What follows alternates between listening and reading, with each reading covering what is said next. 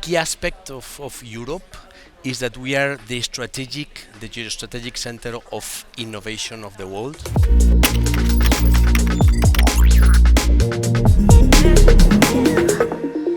Hello everyone, my name is Gabriel Goa. I'm a journalist for The Next Big Idea. We're in another edition of Web Summit on the center stage, talking with investors and companies in a partnership with the European Investment Fund. This time we have with us David González, European Investment Fund Senior Representative in Portugal and Spain, for a conversation about what's being done in terms of innovation in Portugal and as well in Spain.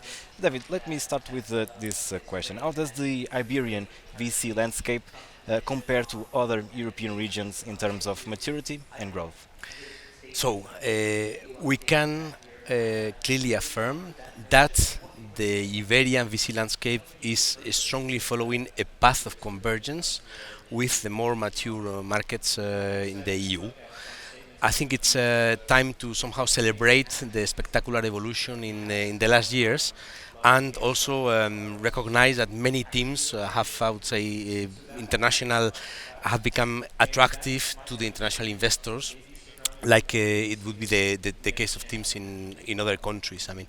I think in that respect, many of these well-recognized teams are now actually evolving even further. They are now considering launching larger sized funds, and they're also starting to move into other investment verticals, which is an excellent sign of consolidation of their investment propositions. We also see a growing base of new first-time teams, which are somehow starting their life in this kind of in this environment, and these teams would be expected in the near future to somehow to join this consolidated or basis. So this is actually a very satisfactory outcome of all the public policies and all the public interventions from the Portuguese, Spanish governments, and also from the EU, in terms of somehow consolidating this convergence into the more mature markets. Yes. And what are the main sectors attracting VC interest in Portugal and Spain right now? Yes, look, a key aspect of Europe is that we are the geostrategic center of innovation of the world. There's been a lot of talk about this in Web Summit these days. Definitely Europe leads in terms of number of patents, in terms of number of students in the science, technology, mathematics, engineering. We are also recognized to have a big share of the best research centers in the world, and obviously this somehow translates into a huge potential in terms of commercialization of all these different technologies being developed, and this obviously drives the interest of the VCs very much into the policy priority of innovation. Now, when thinking about investment propositions, this obviously translates into a particularly strong interest in what we call deep tech. And within deep tech, we could list a number of domains, for example, artificial intelligence, cybersecurity, fintech, business to business, software as a service, machine learning, Web3. But still, thinking about the Iberian markets, we could also think that in Spain and Portugal we have seen some different flavors in addition to the pure deep tech. So, for example, in the case of Spain, we could highlight an increasing interest in green tech, also a very good performance of the social impact investment segment. We should also signal that we have also the first signature with a so-called mega fund under the European Tech Champions Initiative, so this is a scale-up initiative for funds above 1 billion euros. In the case of Portugal, we could also highlight the fact that we signed our first life science fund last year, and we also see increasing interest in the field of energy. Yes, yeah.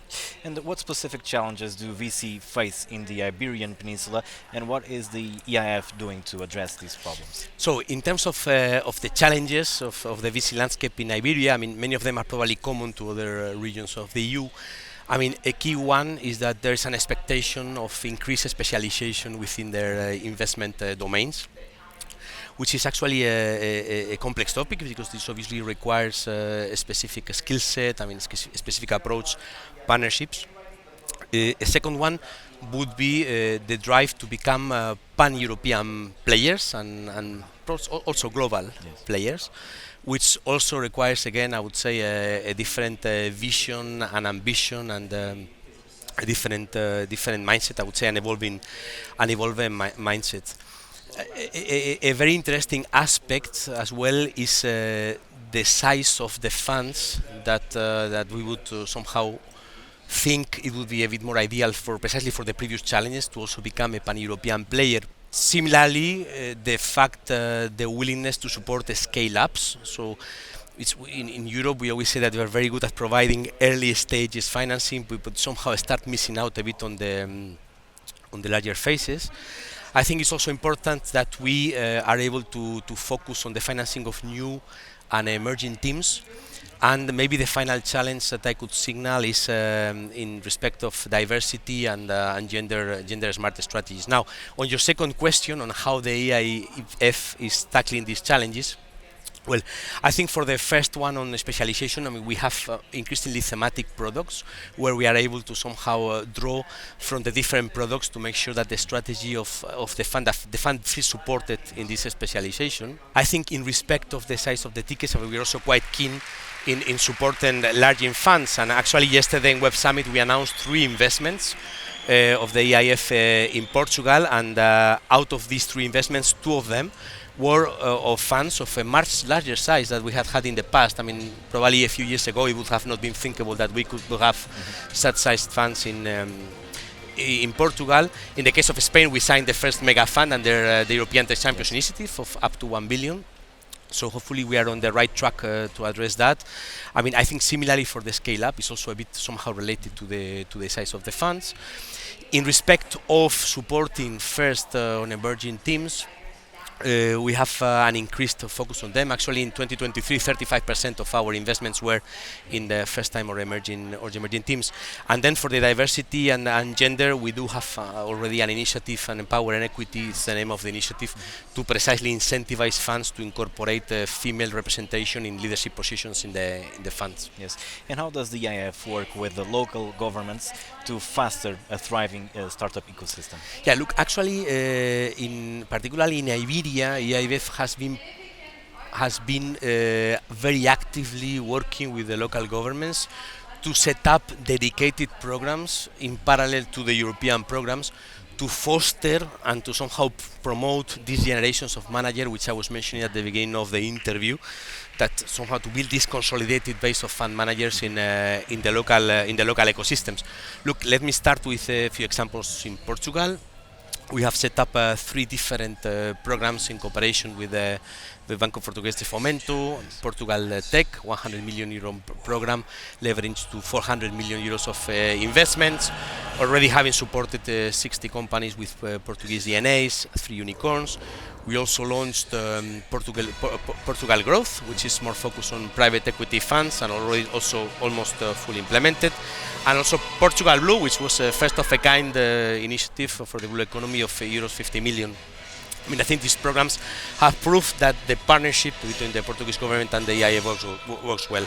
Look, in the case of Spain, I mean, in 2006 we launched a very first of a kind initiative, a fund of funds initiative called the Neotech, together with the local national promotional institutions, which was fully implemented, 193 million euros for team funds, and which was a perfect, I would say, starting point for this growth of generation of fund managers as we see them today active.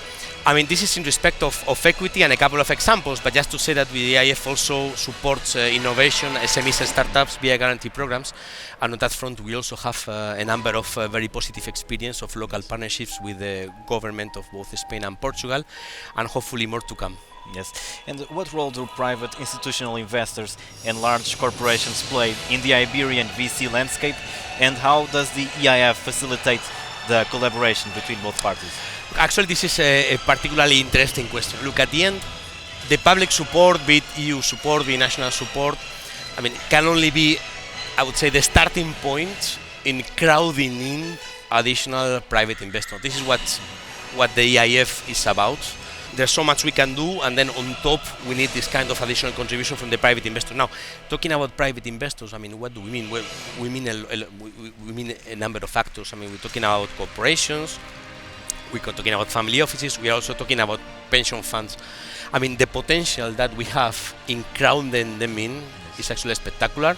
When we compare, for example, the share of the pension funds that in the US dedicate to venture capital to what it's dedicated in the EU, there's a multiple of almost 100 in terms of percentage. So, I mean, in this respect, the role is essential. I mean, the public support, EU support, EIF national support, would not be efficient without this, would not be possible actually with that kind of additional contribution. Maybe just to give you an indication, I mean, thinking about the fundraising in Spain in the first 9 months of 2024, EIF provided 20% of the overall fundraising in venture capital, but we still need the additional 80%.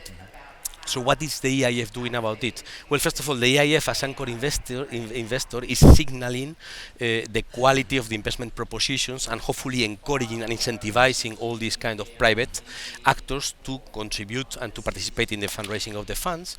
And also, I mean, what we are doing is at the end creating, I would say, belief in the asset, making the case for the asset class precisely to encourage that this flow of investments is also channeled to the VC. I mean, this is something we have been doing for the last years, and we will always keep doing. It's part of the of our DNA. And how does the EIF plan to increase the presence of international VC firms in the Iberian market? And a second question, how does the EIF contribute to cross-border collaboration within the Iberian VC ecosystem?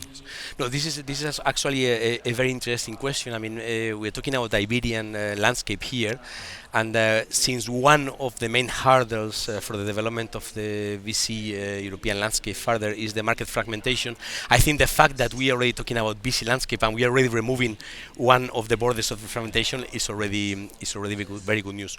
Look, at the end, what the EIF is doing, is to support generally pan-European strategies. So at the end, this means that the location of the team can be anywhere in Europe, and as with the ambition, as I mentioned to you earlier, to become a bit pan-European. So at the end, what you are somehow is removing any barrier, meaning that you can very easily relocate to Portugal and look at the market from Portugal, and somehow from Portugal reach out to the Europe and reach out to the world. So the EIF is very keen in supporting that. I mean, this morning we had a very interesting discussion with a few Portuguese fund managers, and what they were saying is that what they see frequently is that when they make a successful investment and it somehow goes into the media, many of these international VC firms say, look, I mean, we should really look at the Portuguese ecosystem, because, I mean, with the support of the EIF, they have developed this fund, and then this fund has been able to somehow a bit succeed in a few of their investments. So for me, I mean, the way I see this, there's a clear call effect. This call effect is stronger the better you develop the base of fund managers, which somehow become consolidated, established, become recognized at international level. And this is, in my view, a trend that we will see in the coming years for the Iberian markets. We also increasingly see interest from Spanish fund managers and Portuguese fund managers in the other country. This makes a lot of sense. At the end, we have more or less similar business models in terms of the same industries. We also have more and more a common market, I would say, and our financial systems are quite interconnected. So this is probably a trend that will consolidate further in the coming years. Yes. David, thank you so much for being here with us. Thank you. Thank you.